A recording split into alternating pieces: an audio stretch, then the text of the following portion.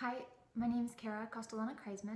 I graduated from Florida State in 2006 and I started working with the Office of National Fellowship right when it was founded in 2005. I applied for a Truman Scholarship and a Rhodes Scholarship and I was selected as a 2005 Truman Scholar.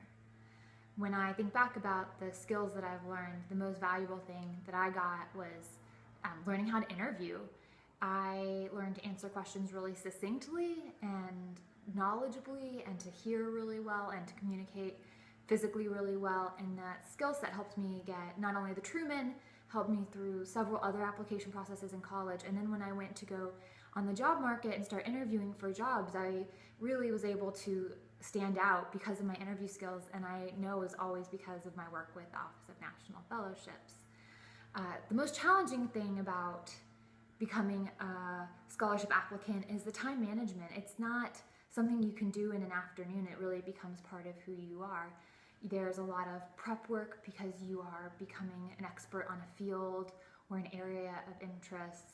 And there's a lot of preparation in writing, and if that's not your strong suit, like for me, you spend a lot of time in writing workshops, making your essays really stand out. And there's interview prep, like I mentioned, and all of that takes up a lot of time. So there are some trade-offs that you have to make in college, and sometimes that can be challenging, but I think well worth the reward. And with such a great group like the Office of National Fellowship, it doesn't even usually feel like a trade-off. If I could go back and do one thing differently, I would just have spent less time worrying about whether or not I was good enough, and I would have just applied for things. Applying for the Truman was absolutely the best part of my college experience, and I think everybody should find some national fellowship that really speaks to them and go for it.